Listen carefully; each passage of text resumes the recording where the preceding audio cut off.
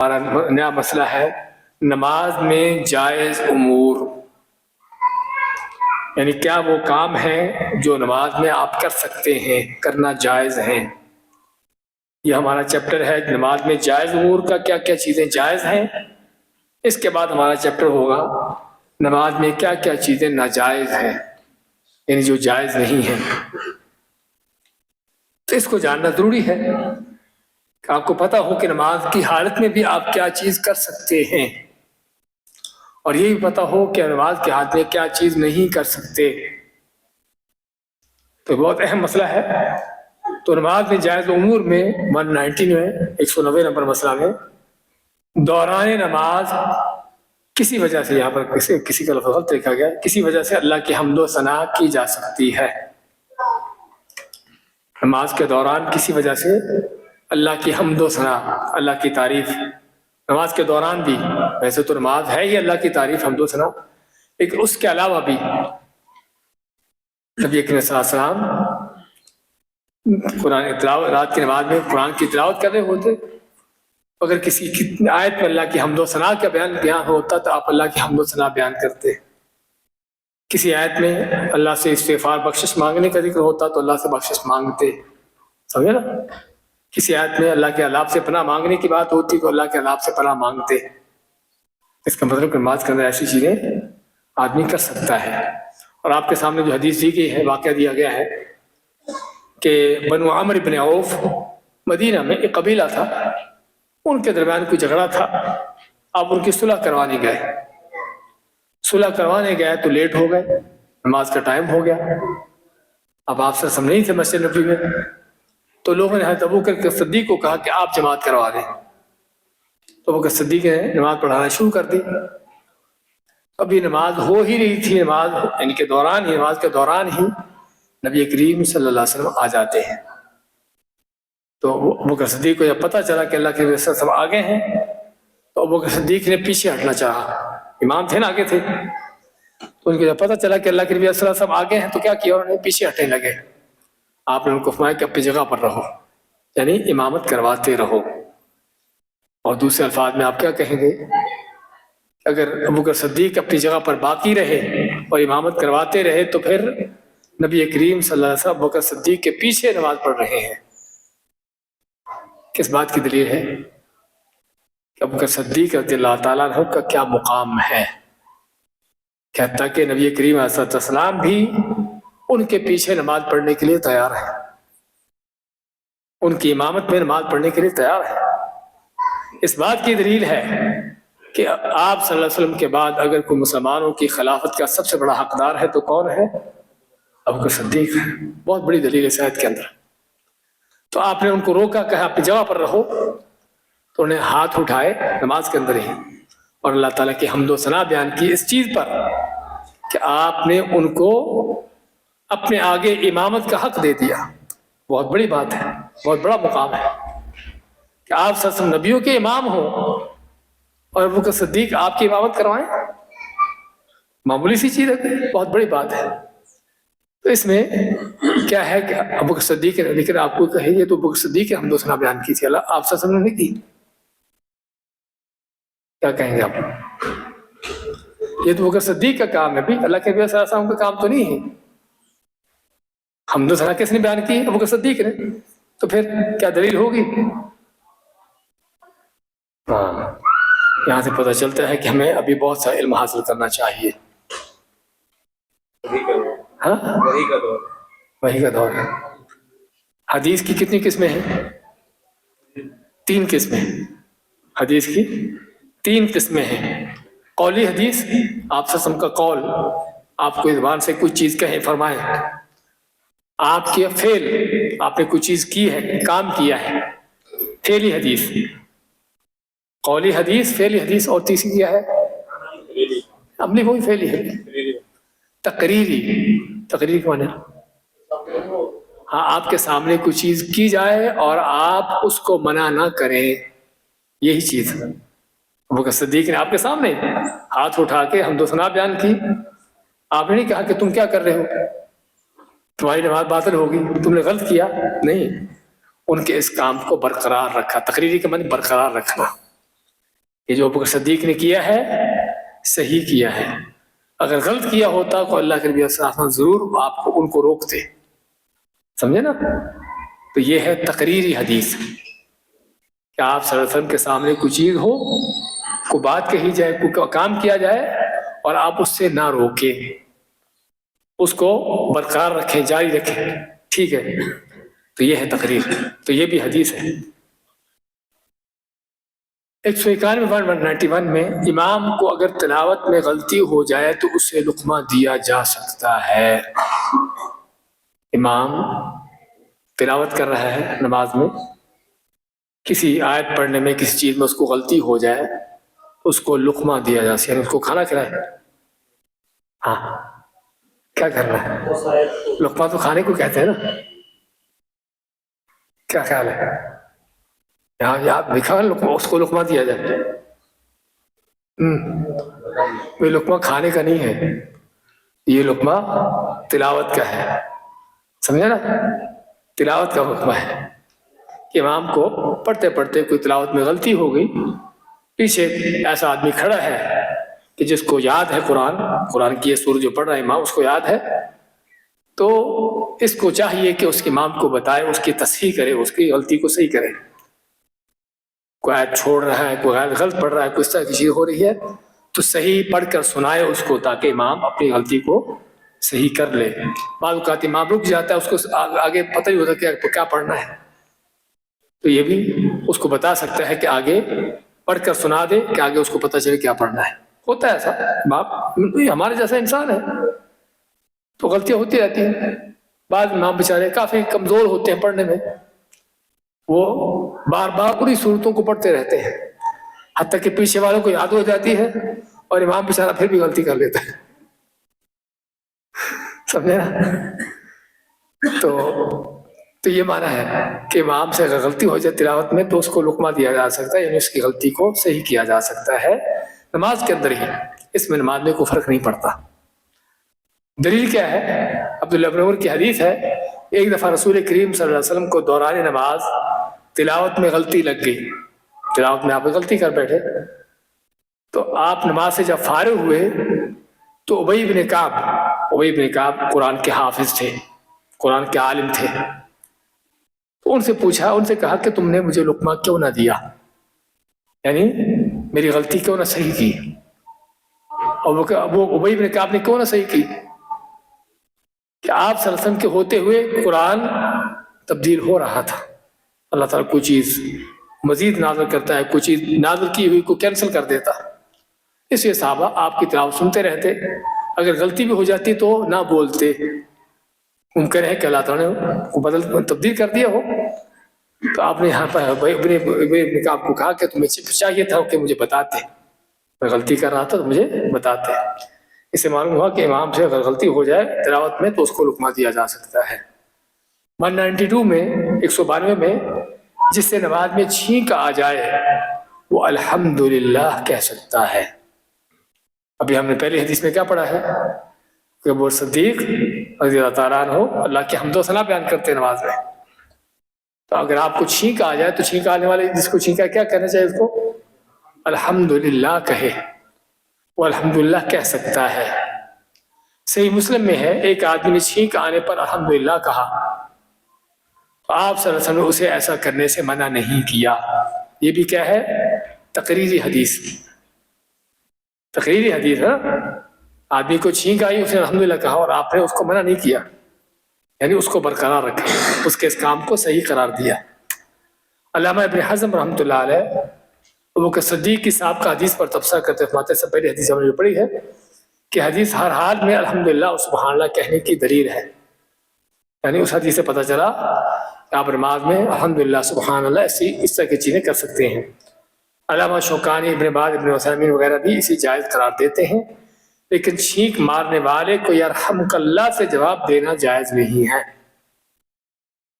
ہاں فرق ہے اس میں، چھینک مارنے والا الحمدللہ کہہ سکتا ہے، اگر اس نے الحمدللہ کہا تو آپ اس کو یرحمک اللہ کہیں گے نماز میں؟ ہاں اب ویسے بیٹھے ہیں پاس سے کہہ دیں گے، سمجھے نا؟ ایک آدمی نماز پڑھ رہا ہے، آپ ویسے پاس بیٹھے ہوئے ہیں اور اس کو نماز پڑھنے والے کو چھینک آئی اور اس نے الحمدللہ کہا، تو یہاں پر آپ چونکہ نماز میں نہیں ہیں آپ یرحمک اللہ کہہ سکتے ہیں، لیکن اگر آپ نماز میں ہیں تو اس کو یرحمک اللہ نہیں کہہ سکتے۔ ہاں، اس کی دلیل کیا ہے کہ آپ یرحمک اللہ نہیں کہہ سکتے؟ ایک دوسری حدیث آتی ہے، ایک آدمی کو چھینک آئی نماز میں، اس نے الحمدللہ کہا، تو ساتھ ہی دوسرا آدمی کھڑا ہوا، اس نے اس کو یرحمک اللہ کہہ دیا۔ اب سبھی نماز میں ہیں تو لوگوں نے اس کو چپ کروانا چاہا کہ تم نے کیا کیا، تو چپ کروانے کے لیے انہوں نے کیا کیا، ایسے ہاتھ مارے جسم پہ تاکہ اس کو چپ کروائیں۔ تو وہ اور بھی کہنے لگا لوگوں کو کہ تمہیں کیا ہوا، بھی بول کے کہنے لگا کہ تمہیں کیا ہوا، بیچارے کو نہیں پتا تھا۔ تو جب نماز ختم ہوئی تو اللہ کے نبی صلی اللہ علیہ وسلم نے فرمایا کہ اس نماز کے اندر کوئی بات چیت نہیں کرتے، لیکن آپ کہیں گے کہ اگر الحمدللہ کہا جا سکتا ہے تو یرحمک اللہ کیوں نہیں کہا جا سکتا؟ کیا فرق دونوں کے اندر؟ آپ سے سوال ہے۔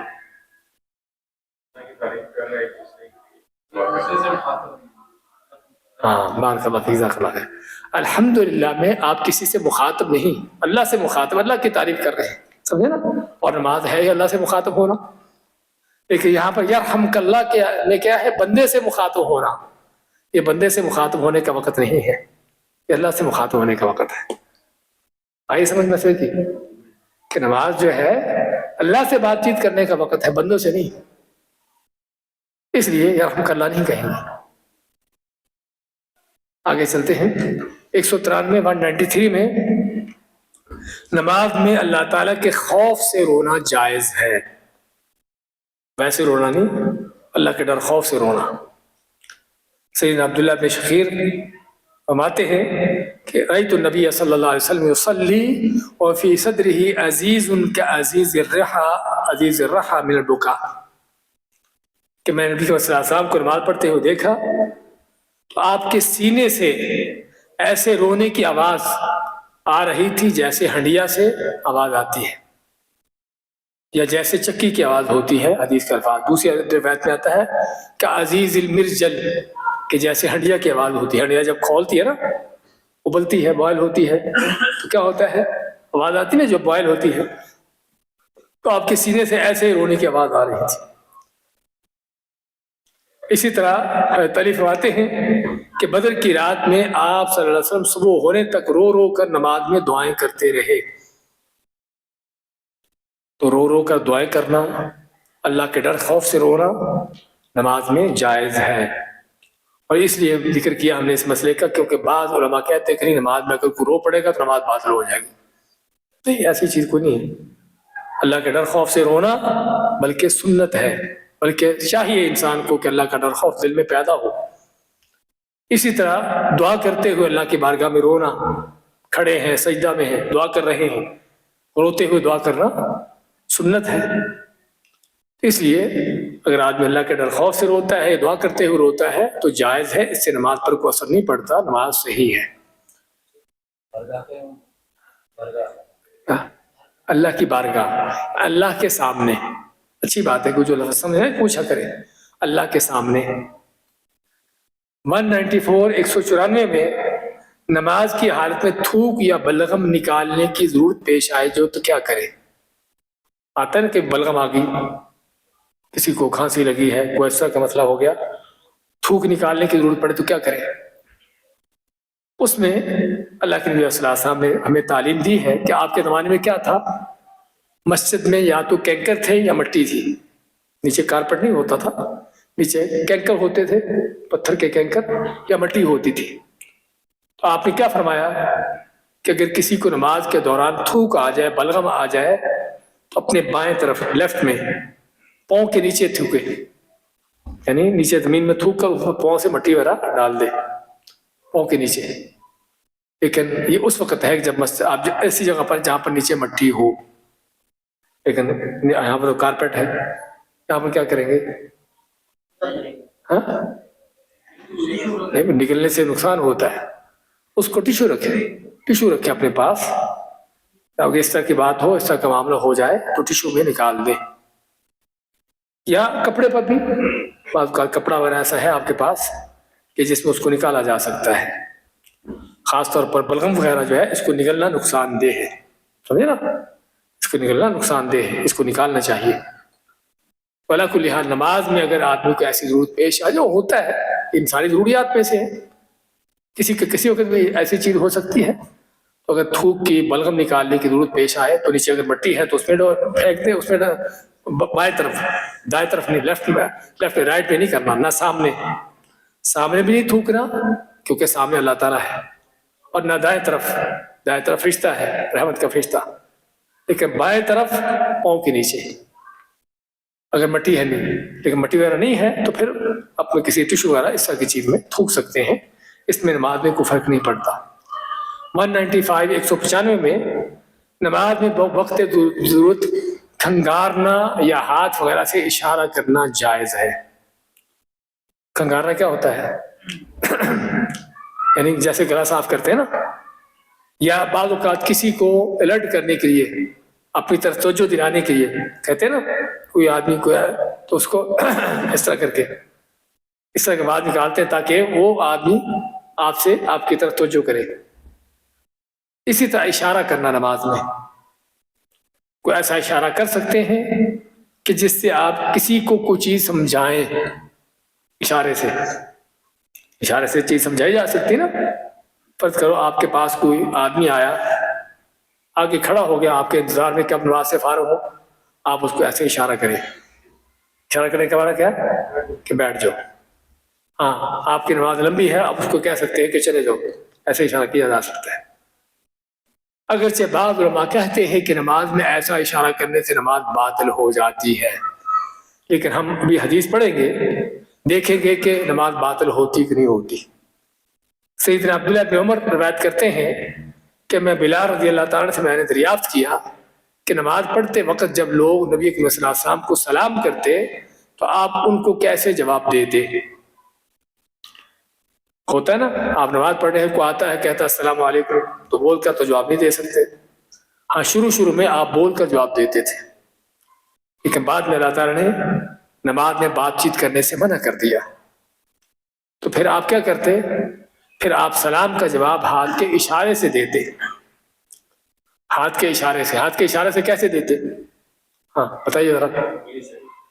ہاں, آپ نے ہاتھ باندھے ہوئے ہیں ایسے, میں آپ کو کھڑا ہو کر بتاتا ہوں. ہم شیخ ابن باز رحمۃ اللہ علیہ جو سعودیہ کے مفتی اعظم تھے, ان کے پاس پڑھ رہے تھے. ان سے پوچھا کسی نے کہ نماز میں اگر کوئی سلام کہے تو اس کو سلام کا جواب کیسے دیں؟ تو کہتے اگر ہاتھ باندھے ہوئے آپ نے تو آپ ایسے ہاتھ کر دیں, ہاتھ کو بتا دیتا, وہ ان کو ایسے بتا دے. تو نماز میں ہاتھ جو ہے اگر باندھے ہوئے ہیں تو دائیں ہاتھ کو ایسے اٹھا لیں جس طرح کہ ہاتھ سیدھا کیا جاتا ہے بس. اگر ویسے کھڑے ہیں یا سجدہ میں تو ظاہر بات ہاتھ اٹھانا, ہاتھ سجدہ میں بھی اٹھا سکتے ہیں, یا بیٹھے ہیں تو ایسے ہاتھ ایسے اٹھا دیں. تو اس سے معلوم ہوا کہ نماز میں سلام کا جواب دیا جا سکتا ہے لیکن اشارے سے بول کر نہیں. اسی طرح اور بھی کوئی ایسا اشارہ کیا جا سکتا ہے کہ جس اشارے سے آپ کو چیز کسی کو بتانا سمجھانا چاہیں. ایک اور حدیث میں آتا ہے عائشہ رضی اللہ تعالیٰ عنہ, جب سورج گرہن لگا, جانتے گرہن کیا ہوتا ہے؟ جب سورج وہ یعنی کہ سیاہ ہو جاتا ہے نا, اس طرح چاند بھی, تو سورج گرہن لگا, تو سورج گرہن لگے کہ کیا کرتے ہیں کہ نماز کسوف پڑھتے ہیں تاکہ جب تک ختم نہ ہو جائے. تو مسجد میں آپ صلی اللہ علیہ وسلم صحابہ کو جماعت کروا رہے تھے, اور حضرت عائشہ اپنے حجرے میں مسجد کے ساتھ نماز پڑھ رہی ان کے ساتھ. تو حضرت عائشہ کی بہن حضرت اسماء گھر میں آئی تو دیکھا کہ دن کے وقت, یہ صبح کا وقت تھا, چاشت کا وقت تھا, کہ نماز پڑھ رہے ہیں. پوچھا یہ کیا نماز ہے؟ تو انہوں نے آسمان کی طرف اشارہ کیا. حضرت عائشہ نے نماز کی حالت میں آسمان کی طرف اشارہ کیا. ان کا اشارہ کرنے کا مقصد سورج کی طرف اشارہ کیا. تو اس معلوم کیا ہوا کہ نماز میں کوئی ایسا اشارہ کیا جا سکتا ہے کہ جس میں کوئی چیز کسی کو سمجھائی جا سکے. بول نہیں سکتے لیکن اشارہ کیا جا سکتا ہے. نہیں انگلی سے نہیں, ہاتھ اٹھانے سے. اسلام کا جواب آپ دیتے ہیں کیسے؟ انگلی اٹھا کے دیتے, ایسے دیتے جواب, ایسے دیتے ہو. ہاں کوئی فرض نماز کی بات کر رہے ہیں, فرض ہو نفل ہو, نہیں ایسے نہیں. جیسا بتایا کہ صرف ہاتھ باندھے ہیں تو صرف ہاتھ کو, صرف دایاں ہاتھ تھوڑا سا اس کو سیدھا کر لے بس.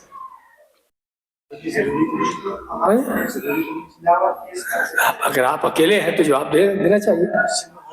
نہیں بات دیکھیں نا, اگر تو آپ اکیلے ہیں مسجد میں اور آ کے سلام کہتے ہیں تو پھر تو آپ اکیلے ہی آپ کو اسلام کہہ رہا ہے, آپ کو جواب دینا ہوگا. لیکن اگر اور کوئی دوسرے جواب دینے والے ہیں پھر آپ نہ دیں, آپ کی مرضی ہے. کیونکہ اسلام کا جواب دینا واجب کب ہے؟ کہ جب آپ اکیلے ہوں. لیکن اور بھی لوگ ہیں وہ جواب دے رہے ہیں, پھر آپ کے اوپر کیا ہے؟ فرض کفایہ ہے. 196 میں 196 میں نماز میں بیماری یا بڑھاپے وغیرہ کی وجہ سے عصا یعنی لاٹھی پر ٹیک لگانا, کرسی وغیرہ استعمال کرنا جائز ہے. اگر آدمی بیمار ہے, بوڑھا ہے, کمزور ہے, کھڑا نہیں ہو سکتا, تو لاٹھی کے اوپر, کسی ڈنڈے لاٹھی کے اوپر سہارا لے سکتے ہیں, کسی ستون دیوار کے ساتھ سہارا لے سکتے ہیں, سمجھے نا, کرسی پر بیٹھ سکتے ہیں, ایسی سبھی چیزیں کی جا سکتی ہیں. دلیل کیا ہے؟ ام قیس بنت محصن رضی اللہ تعالیٰ عنہ سے روایت ہے کہ رسول کریم صلی اللہ علیہ وسلم کی عمر مبارک جب زیادہ ہو گئی, جسم بھاری ہو گیا, تو آپ صلی اللہ علیہ وسلم نماز کی جگہ پر عصا رکھتے, ڈنڈا رکھتے. جہاں نماز آپ پڑھتے تھے وہاں ڈنڈا رکھا ہوتا تھا, اور دوران نماز اسی سے ٹیک لگا دیتے. نماز پڑھتے ہوئے آپ صلی اللہ علیہ وسلم کی رکھتے لمبی ہوتی تھی, آپ کا قیام لمبا ہوتا تھا, تو جب آپ تھک جاتے تو اسی ڈنڈے کے ساتھ اس کو پکڑ کر اس کا سہارا لیتے, اسے ٹیک لینے کا لگانے کے بعد اسے سہارا لیتے. تو اس سے معلوم ہوا کہ نماز کے دوران کسی چیز سے سہارا لیا جا سکتا ہے اگر آدمی کو ضرورت ہو. اور اس سے یہ بھی معلوم ہوا کہ اصل یہ ہے کہ جب تک آدمی کھڑا ہو سکتا ہے اسے کھڑا ہونا چاہیے. بعض لوگ آتے ساتھ ہی گھر سے ماشاءاللہ سے اسلام میں چل کے آتے ساتھ ہی کرسی پر گر پڑتے ہیں. جب تک کھڑے ہونے کی طاقت ہے کھڑا ہونا ہوگا, سمجھے نا. ہاں جب نہیں کھڑا ہو سکتے, بہت مشکل ہو رہی, پھر ٹھیک ہے بیٹھ جائے, کرسی پر بیٹھ جائے, سہارا لے رہی کسی دیوار کا, لاٹھی کا, مشکل نہیں ہے. لیکن کھڑے ہونے کی طاقت تو پھر بھی بیٹھ گئے تو فرض نماز نہیں ہوگی, باطل ہے. بہت اہم مسئلہ جاننے کی ضرورت ہے کہ جو آدمی کھڑا ہونے کی طاقت رکھتا ہے اور فرض نماز میں پھر بھی کھڑا نہیں ہوتا, اس کی نماز نہیں ہے. ہاں نفل میں بیٹھ سکتے ہیں, کوئی مشکل نہیں. نفل میں تو آدمی صحت مند بھی ہو, کوئی ادھر نہ, تب بھی بیٹھ سکتے ہیں, لیکن اجر آدھا ملے گا, سمجھے, اجر آدھا ملے گا نفل یا سنتوں میں. لیکن فرضوں میں جب تک کھڑے ہو سکتے کھڑے ہونا ہوگا. اگر کھڑے ہونے کی طاقت پھر بھی بیٹھ گئے تو نماز نہیں ہوگی. بڑا خطرناک مسئلہ ہے جسے ہمیں خود سمجھنا, لوگوں کو سمجھانا چاہیے. 197 میں 197 میں تکلیف دہ اور مضر چیز کو نماز کی حالت میں مارنا جائز ہے. مضر کے معنی جس کا نقصان ہو, مثلا سانپ, بچھو, کوئی بھی ایسی چیز ہے کہ جس سے آپ کو یا آپ کے کسی آس پاس کے لوگوں کو نقصان ہو سکتا ہو, تو ایسی چیزوں کو نماز میں مارا جا سکتا ہے. ایسی چیزوں کو نماز میں مارا جا سکتا ہے. دلیل دیکھیے, سیدنا ابو ہریرہ کی حدیث ہے کہ آپ میں اقتلوا الاسودین فی الصلاۃ الحیۃ والعقرب, کہ دو کالی چیزوں کو نماز میں مارو. کالی چیزیں دو کیا ہیں؟ سانپ اور بچھو. سانپ اور بچھو جو کہ نقصان دہ چیزیں ہیں. اگرچہ آپ کو فرض کرو نقصان نہیں بھی ہوا, سانپ آپ کے پاس سے گزر کے آگے چلا گیا تو آپ کو تو نقصان نہیں ہوا, لیکن کسی اور کا جا کے نقصان کر سکتا ہے, سمجھے, تب بھی اس کو مارنا چاہیے. لیکن ماریں گے کیسے بھی؟ ہاں پاؤں ہے, ماشاء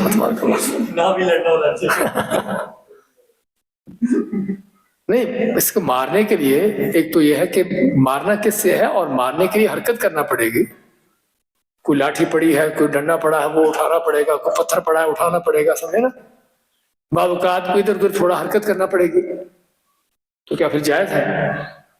ہمارے تو کہتے کہ 3 حرکتیں نماز میں کر لی تو نماز باطل ہو گئی, کہتے ہیں نا.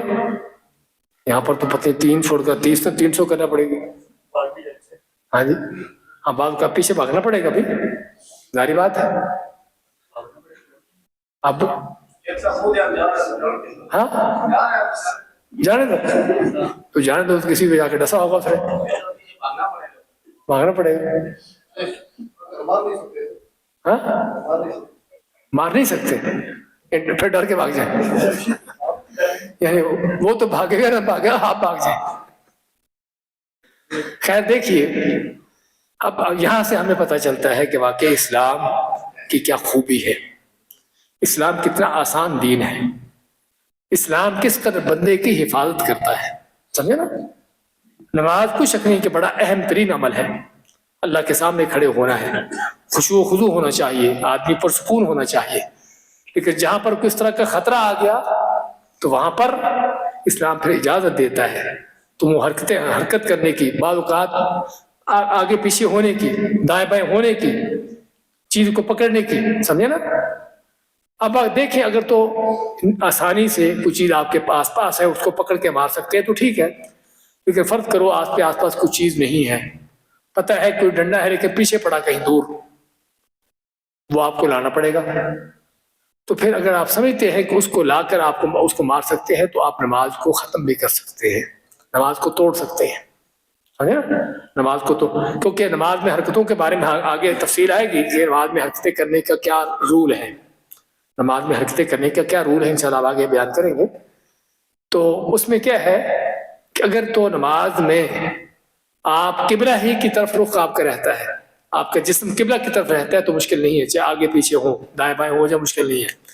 लेकिन अगर आपको पीठ करना पड़ जाए, आपको रुख बदलना पड़ जाए, इस तरह की कैफियत हो जाए तो फिर नमाज बातिल हो जाती है, समझे ना। हम आगे पढ़ेंगे इसमें। तो अला कुल हाल अगर ज्यादा भाग दौड़ की जरूरत पड़ जाए तो फिर आदमी को चाहिए कि नमाज तोड़ दे, नमाज खत्म कर दे, ताकि इस नुकसानदेह चीज को खत्म किया जाए। इससे भाई ने कहा कि उसको छोड़ दे, छोड़ने के ये नुकसान होगा अभी, घर के अंदर फर्ज करो कहीं जाकर छुप जाओ और पूरे घर के लिए खतरा बढ़ा रहे, तो अगर आपके सामने है उसको मार सकते हैं तो मारना है। हदीस में भी यही है, आपने हुक्म दिया उक़्तुलुल अस्वदैनि फ़िस्सलाह, कि नमाज के दौरान ही इन दो काली चीजों को मारो। अब आपको पता था कि मारने के लिए क्या कुछ करना होगा, तो इसलिए अगर तो इंसान को यानी कि आसानी से दाएं बाएं होकर सिर्फ यानी कि अपना उसका जिस्म किबला की तरफ से ना हटे तो फिर उसको इसी हाथ में खत्म किया, नमाज के हाथ में मारा जा सकता है।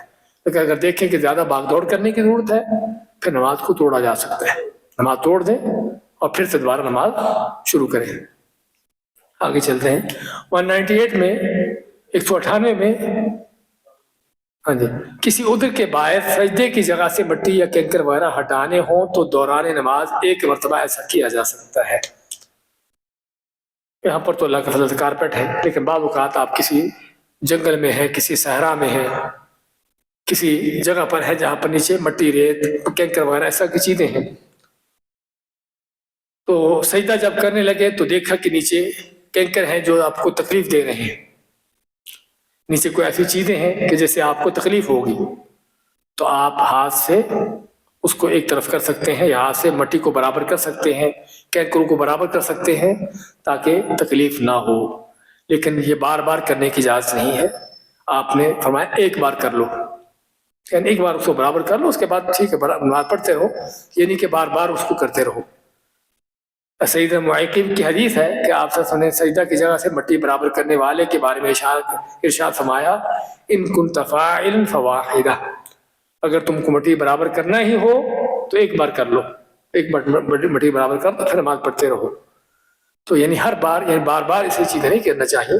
इससे हमें ये भी पता चला कि नमाज में वो हरकत करना जायज़ है जिसकी ज़रूरत हो। एक बार मट्टी बराबर कर ली, ज़रूरत पूरी हो गई, अब बार बार करना उसकी जरूरत नहीं है, अब जायज नहीं। समझे, जरूरत क्या थी, एक बार बराबर कर ली वो जरूरत थी, अब बराबर होगी, अब जरूरत नहीं रही तो अब दोबारा करना, तो तीसरी बार करना, अब ये करना जायज नहीं। आगे चलते हैं 199 में 199 सख्त गर्मी की वजह से सजदा की जगह कपड़ा रख लेना जायज है।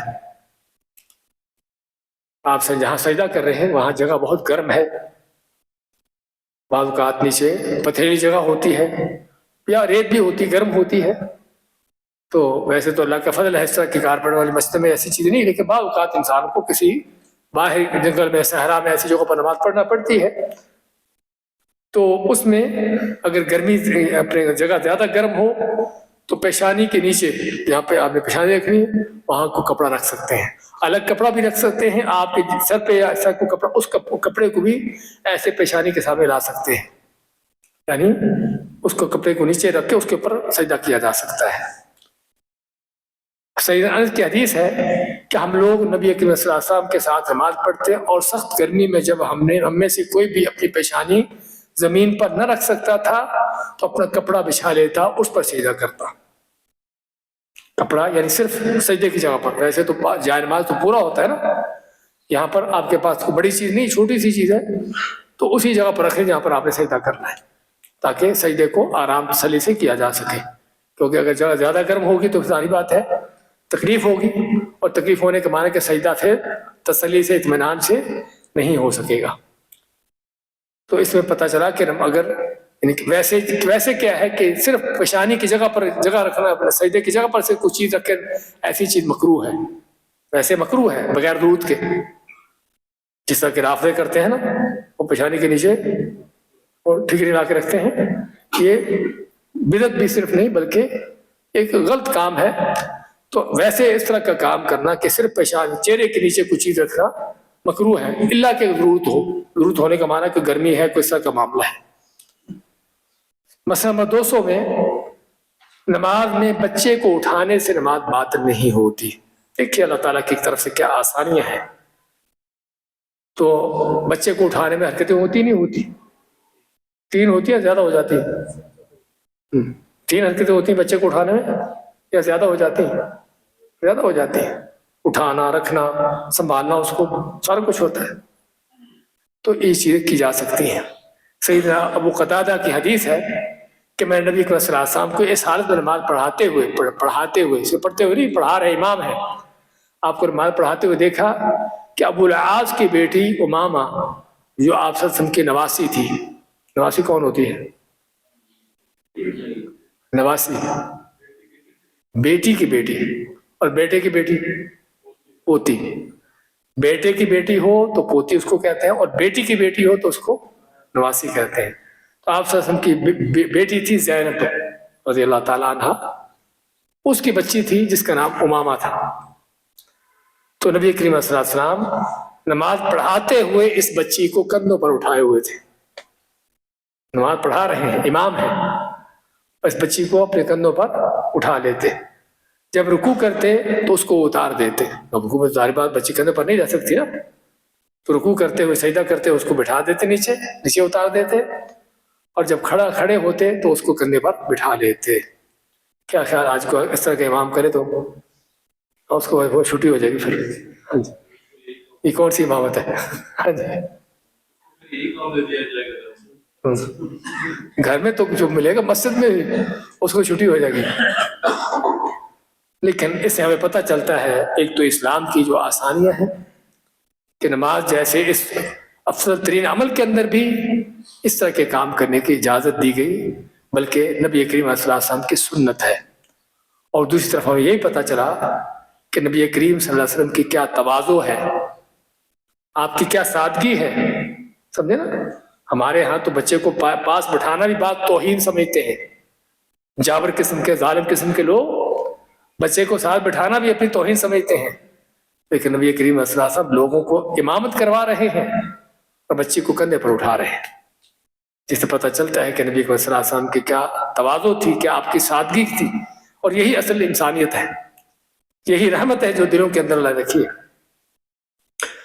تو اس سے پتہ چلا کہ نماز کے اندر اس طرح کی حرکتیں ہو رہی ہیں اور یہ جائز ہے، اور خصوصاً خواتین کو اس کی لازماً ضرورت پڑتی رہتی ہے، ہر وقت ضرورت پڑتی رہتی ہے جس کے پاس بچے ہو، کہ بچے کو اٹھانا، اس کو رکھنا، اس کو چپ کروانا. اور خواتین کے علاوہ مردوں کے لیے بھی کہ اگر فرض کرو آپ کے پاس کوئی بچہ ہے رو رہا ہے، اس کو اٹھا لیجئے. اس لیے ایسی چیزیں کرنا سنت ہے.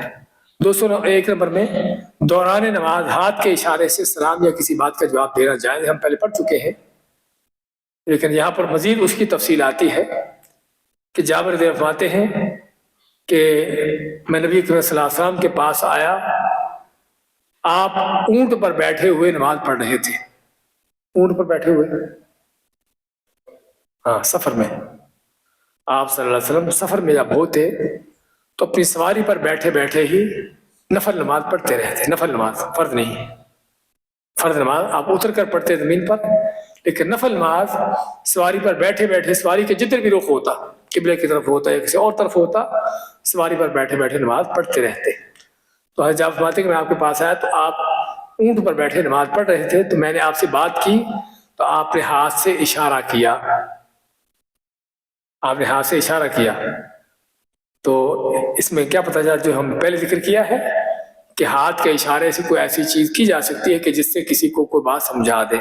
بیٹھ جاؤ, چلے جاؤ, کھڑے ہو جاؤ, کوئی بھی چیز سمجھے, ایسا اشارہ کیا جا سکتا ہے کہ جس سے کوئی چیز سمجھا دی جائے. اس طرح بلال رضی اللہ عنہ سے پوچھا کیا رسول اللہ صلی اللہ علیہ وسلم نماز کے دوران لوگوں کو سلام کا جواب کیسے دیتے تھے, تو انہیں ہاتھ سے اشارہ کیا جس طرح ہم پہلے پڑھ چکے ہیں.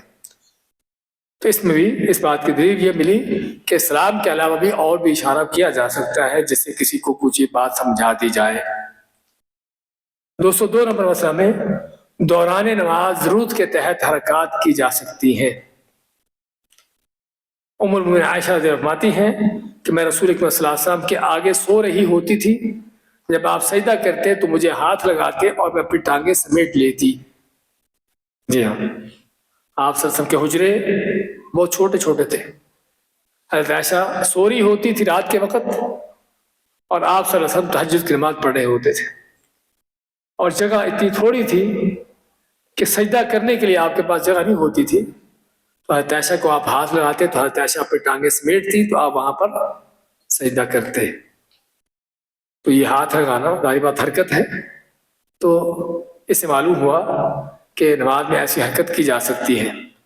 اس کے علاوہ بھی کئی موقعوں پر رسول کریم صلی اللہ علیہ وسلم اور صحابہ کرام سے حرکتیں کرنا, حرکات کرنا ثابت ہے اس طرح کی, اور اس سے بڑھ کر اس سے زیادہ بھی. 203 نمبر مسئلہ میں بوقت ضرورت نماز میں چند قدم چلنا جائز ہے. ضرورت ہو نماز میں آگے ہونے کی, پیچھے ہونے کی, بشرطے کہ قبلہ سے نہ ہٹے, آپ کا جسم قبلہ ہی کی طرف رہے تو نماز میں آگے پیچھے ہوا جا سکتا ہے. اور ہمیں بھی ضرورت رہتی ہے. آپ کے اگلی صف میں جگہ خالی ہو گئی تو کیا کریں گے, خالی چھوڑے رکھیں؟ نہیں, آپ کو حکم ہے کہ آگے بڑھے, اگلی صف کو مکمل کریں. نماز کے دوران ہی آگے بڑھ کر اگلی صف کو مکمل کریں.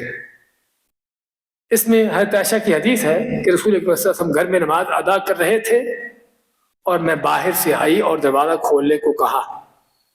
یعنی آپ صلی اللہ علیہ وسلم حجرے میں نماز پڑھ رہے ہیں, حضرت عائشہ باہر تھی, باہر سے کہیں سے آتی ہیں تو دیکھا کہ دروازہ بند ہے, تو حضرت عائشہ نے دروازہ کھولنے کو کہا.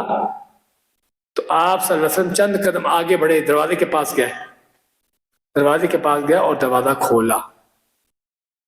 کیا خیال ہے, آگے بڑھنا نماز میں جائز ہے اگر کوئی ضرورت ہو تو, ہاں بغیر ضرورت کے نہیں. یہ جتنی بھی حرکتیں ہیں ضرورت کے وقت ہیں, بغیر ضرورت کے نہیں ہیں. اسی طرح نماز کسوف میں آپ صلی اللہ علیہ وسلم کا آگے بڑھنا اور پیچھے ہٹنا ثابت ہے. نماز کسوف کا ذکر کیا, جب سورج گرہن لگا تو آپ نماز پڑھاتے پڑھاتے آگے بڑھے پھر پیچھے ہٹے.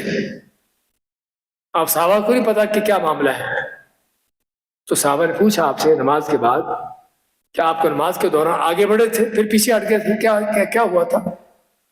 آپ فرمایا کہ میرے سامنے جنت کے باغ لائے گئے تھے, جنت کا باغ میرے سامنے لایا گیا تھا اور میں نے آگے ہو کر اس کا پھل توڑنا چاہا, لیکن اتنی دیر تک وہ باغ اللہ نے ہٹا دیے اور جہنم کو لایا گیا تو میں پھر پیچھے ہٹ گیا.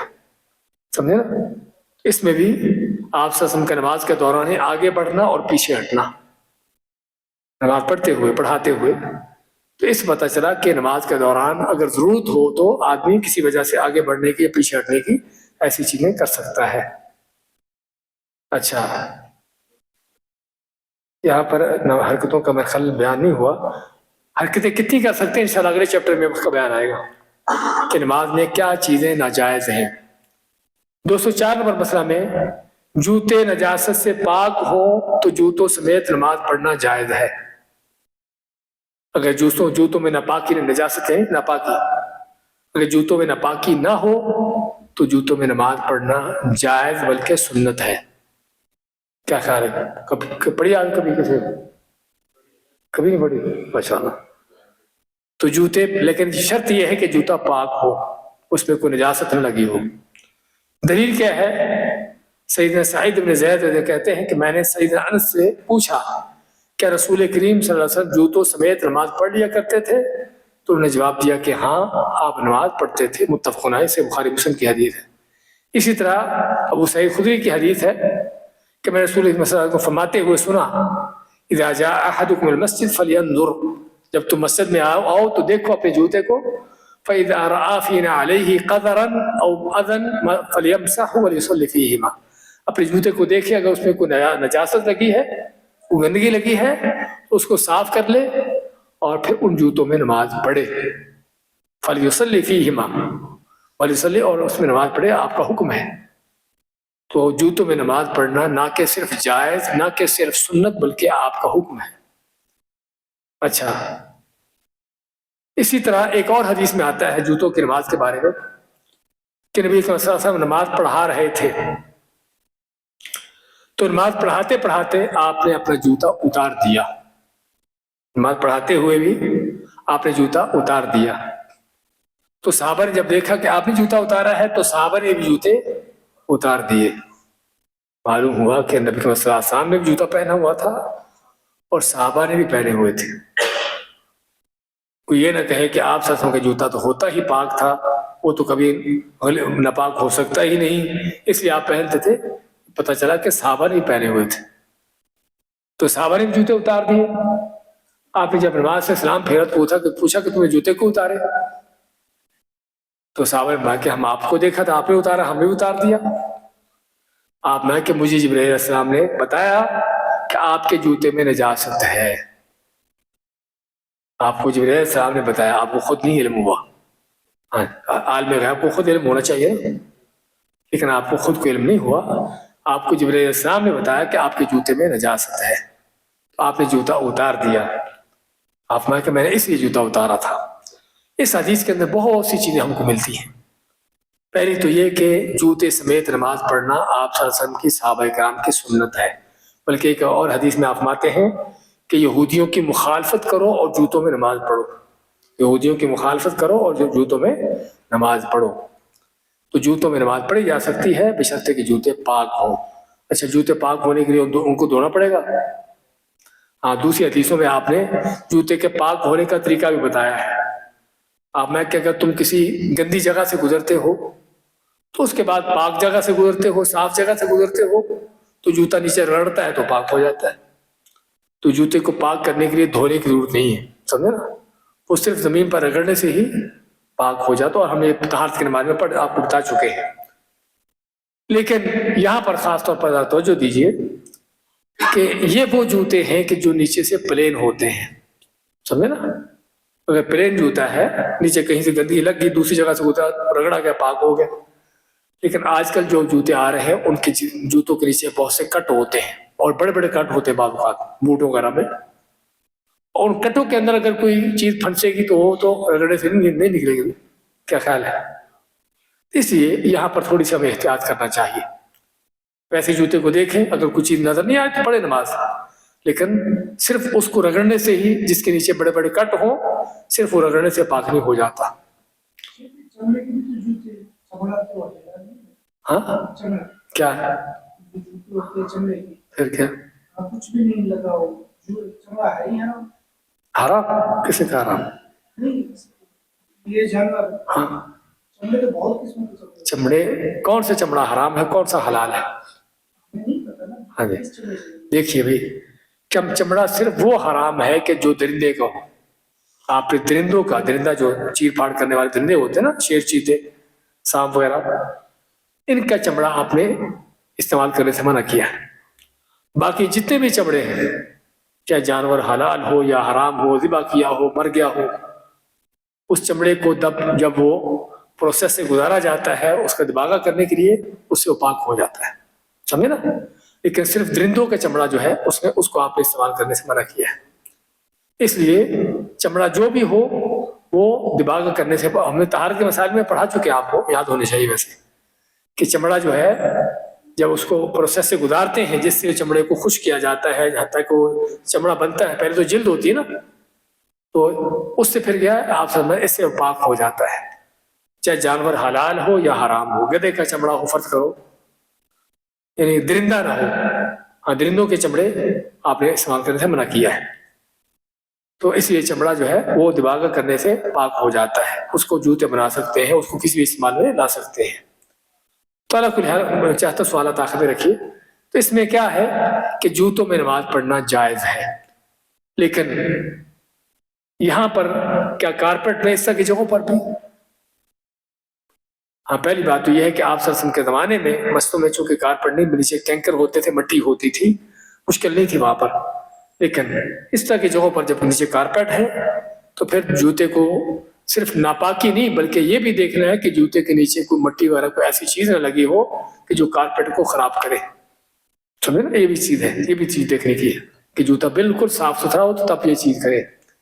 ایک دوسری چیز کہ لوگوں کے سامنے ایسا کام کرنے سے پہلے لوگوں کو سمجھانے کی بتانے کی ضرورت ہے، ورنہ جوتا پہننے کے بجائے آپ کے سر پہ آ جائے گا، ہاں جی، وہ جوتا آپ کے سر پہ آنے کا خطرہ ہے۔ میں یو کے میں تھا چند سال پہلے، میں ایک جگہ خطبہ جمعہ پڑھانے کے خطبہ جمعہ دینے کے لیے گیا، تو لوگوں نے بتایا کہ پچھلے خطبہ جمعہ میں یہاں پر بہت بڑا ہنگامہ ہوا۔ میں نے کیا ہوا؟ کہتے کہ ایک نوجوان آیا جمعہ پڑھانے کے لیے، خطبہ دینے کے لیے، تو جوتا پہنے ہوئے ممبر پر چڑھ گیا، جوتا پہنے ہوئے ممبر پر چڑھ گیا۔ کیا خیال ہے اس کا کام صحیح ہے غلط ہے؟ حدیثیں آپ کے سامنے ہیں، حدیثیں آپ کے سامنے ہیں کہ جوتا صاف ہے تو نماز پڑھی جا سکتی ہے، ممبر پر چڑھنے میں کوئی مشکل ہے؟ لیکن ہاں جی جوتا اگر وہی بات کرے، جوتا بالکل اگر صاف ستھرا ہے تو کوئی مشکل نہیں، کارپیٹ بھی کیوں نہ ہو۔ تو لیکن اس نے لوگوں کو یہ بات سمجھائی نہیں تھی کہ یہ جوتا پہن کر نماز پڑھی جا سکتی ہے، اور ہمارے کلچر میں تو جوتا پہن کر نماز پڑھنے کا بالکل ہی تصور ہی نہیں ہے، حرام ہے، سمجھے نا؟ ہاں جی، نیچے مٹی بھی ہو تب بھی نہیں جوتا پہنتے، وہ بھی اتار دیتے ہیں۔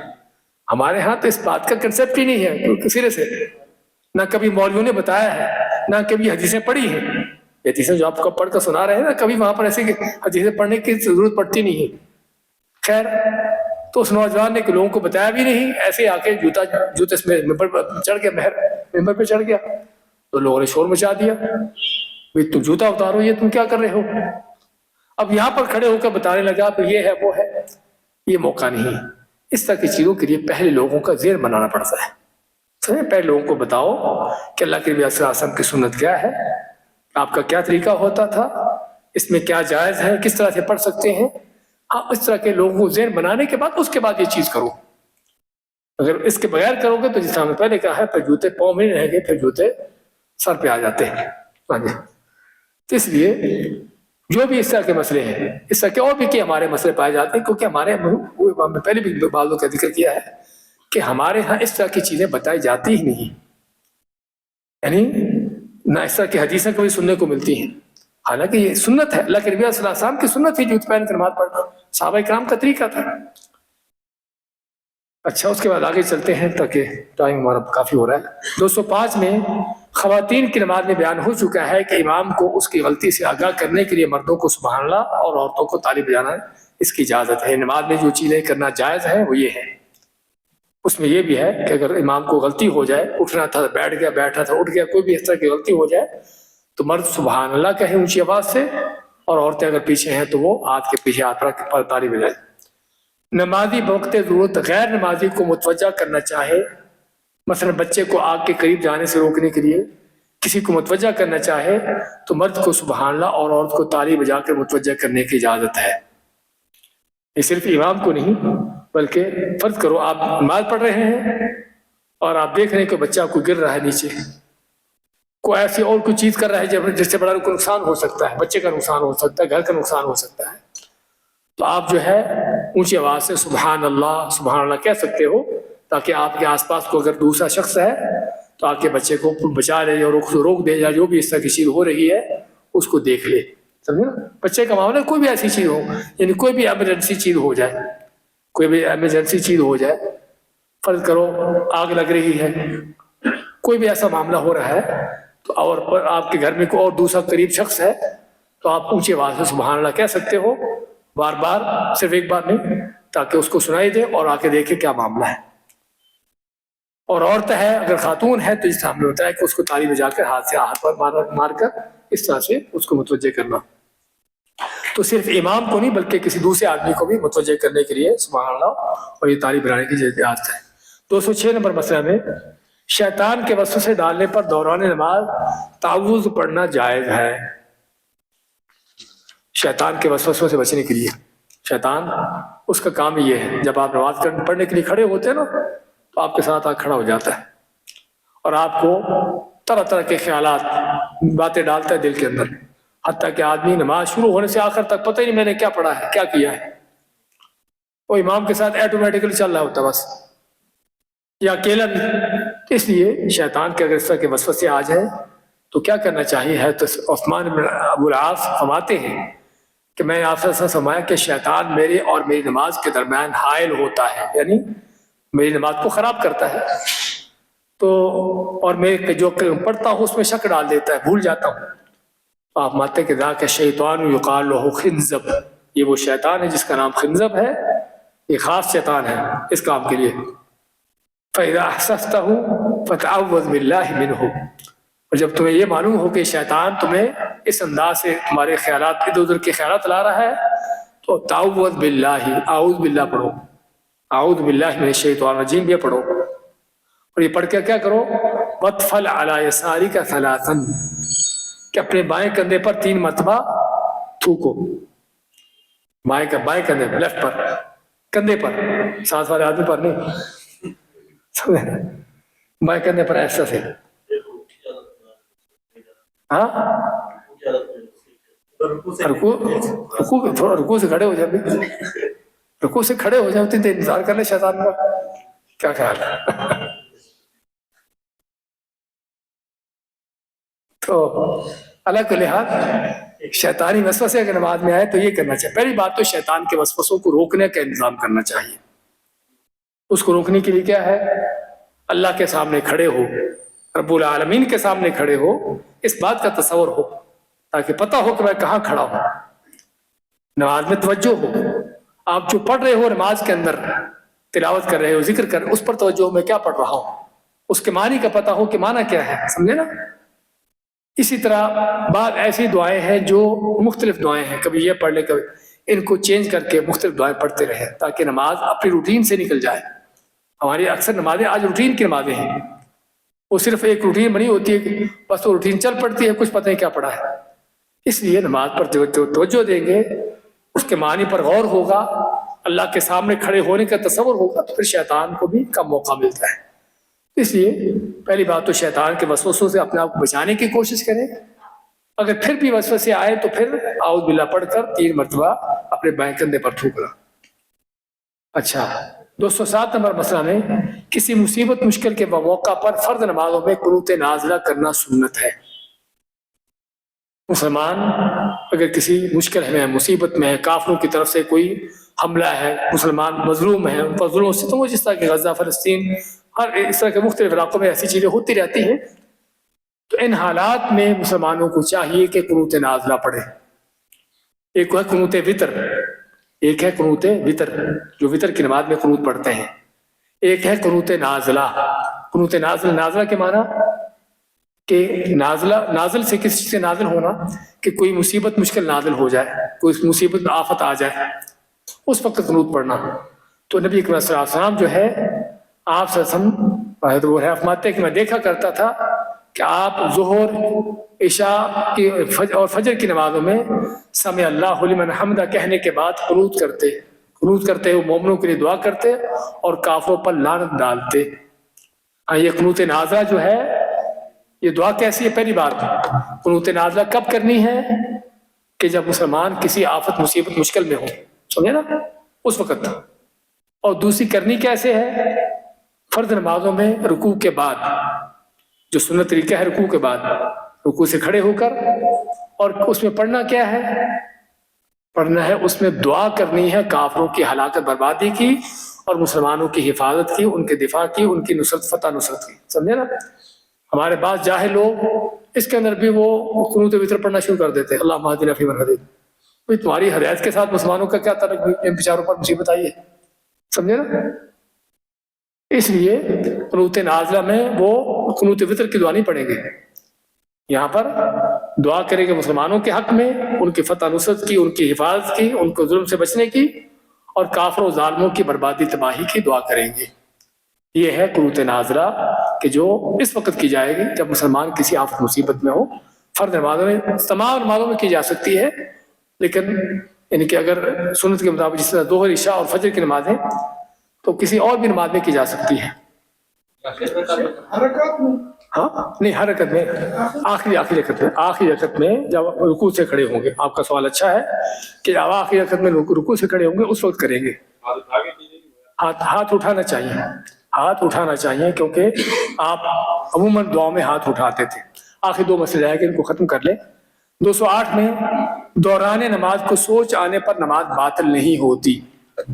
हाँ, ये भी हमने ये तो बता दिया कि सोच फिक्र आ जाए, कोई वसवसे से शैतानी आ जाए तो उनको कैसे दूर करना है, लेकिन ऐसी सोची आने से क्या नमाज बातिल हो जाती है?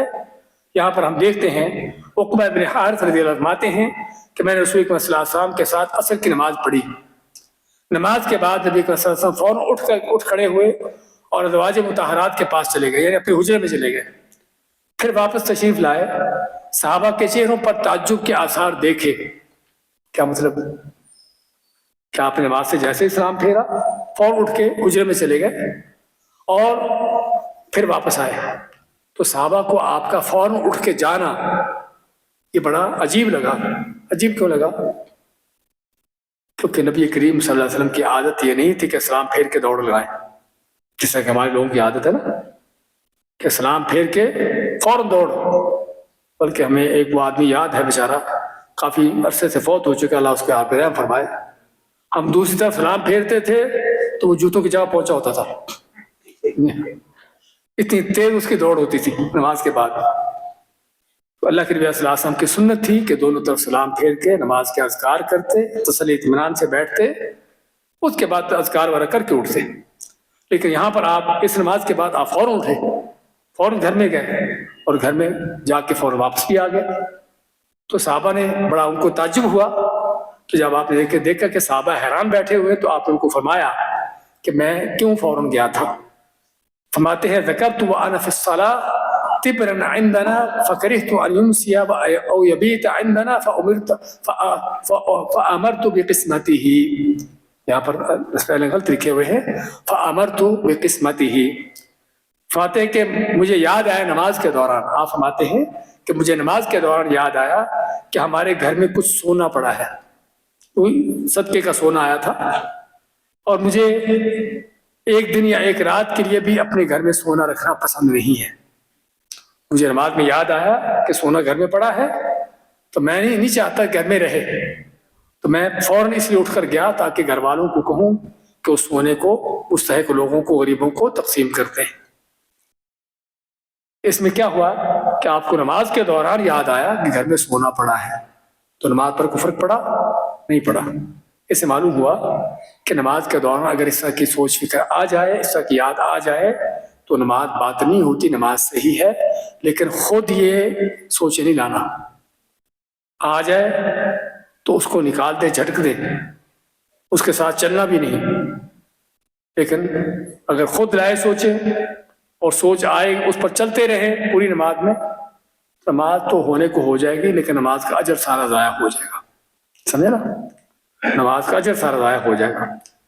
इस हदीस का मुझे भी पता चला कि सदके खैरात, इस तरह की चीज़ों के अंदर आदमी को किस कदर मुहतात होना चाहिए।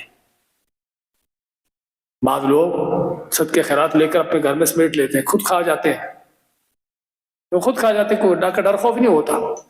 अल्लाह के नबी सल्लल्लाहु अलैहि वसल्लम एक रात भी नहीं चाहते थे कि मेरे घर में वो सोना पड़ा रहे, फौरन घर में जाते हैं ताकि घर वालों को बता दे कि इसको गरीबों को तकसीम कर दिया जाए। اس لیے ان چیزوں کے اندر محتاط ہونے کی ضرورت ہے. آخری مسئلہ ہمارا ختم ہو گیا. ہاں جی ہاں سترہ کے مسائل میں بیان ہو چکا ہے کہ سترہ اور نمازی کے درمیان سے گزرنے والے کو نماز کے دوران ہی ہاتھ سے روک دینا چاہیے. سترہ ہم نے پڑھا نا. سترہ کیا ہوتا ہے کہ نمازی اپنے سامنے کچھ چیز رکھتا ہے تاکہ کسی نے گزرنا ہے تو اس کے پیچھے سے گزرے. یعنی دوسرے الفاظ میں نمازی کے لیے ایک جو ہے وہ کیا ہے, ایک بارڈر ہے, ایک حد ہے. تو اس میں آپ کا فرمان ہے کہ اگر کوئی آپ کے سامنے سے گزرنا چاہتا ہے تو کیا کرو, اس کو اپنے ہاتھ سے روکو. اگر وہ نہیں رکتا تو اس کو سختی سے روکو. اب اس میں حرکت تو ہوگی تو لیکن ایسی حرکتیں کرنا جائز ہیں. تو یہ تھے وہ چیزیں جو نماز میں کرنا جائز ہے. آگے ہم پڑھیں گے کہ نماز میں کیا وہ چیزیں ہیں جو ممنوع ہیں اور ناجائز ہیں. جماعت کے ساتھ نماز پڑھنے ایسے آگے بڑھ کے ٹیبل سے نیچے اٹھا سکتے ہیں کوئی جماعت کے ساتھ پڑھ رہے ہوں یا ویسے بھی پڑھ رہے ہوں اکیلے بھی, اگر آپ کو کوئی چیز پکڑنے کی اٹھانے کی ضرورت پڑ گئی تو آپ آگے پیچھے ہو سکتے. جس طرح ابھی آپ سن رہے تھے, سردی کا موسم ہے, نماز شروع کر دیا آپ نے اور نماز پڑھتے ہوئے آپ کو خیال نہیں آیا پہلے شروع کے خیال, لیکن نماز پڑھتے ہوئے آپ کو سخت سردی لگ رہی ہے اور آپ کے قریب ہی آگے پیچھے یا دائیں بائیں تھوڑا کپڑا وغیرہ پڑا ہے, چادر پڑی ہے, کوئی ایسی جیکٹ پڑی ہے جو اوپر لے سکتے ہیں, تو کیا خیال ہے اٹھا سکتے ہیں, اٹھا سکتے ہیں, لے سکتے ہیں. ٹشو کی ضرورت پڑی ہے اس کو لے سکتے ہیں. جھک نہیں سکتے ہاں جھکیں گے تو ہاں بعض علماء کہتے ہیں کہ جھکنا نہیں چاہیے, اگر جھکیں گے تو آپ کی نماز باطل ہو جائے گی. تو اس لیے کوشش یہی کریں کہ پاؤں سے اٹھا لیں, اس طرح سے جھکنے کی ضرورت نوبت نہ آئے.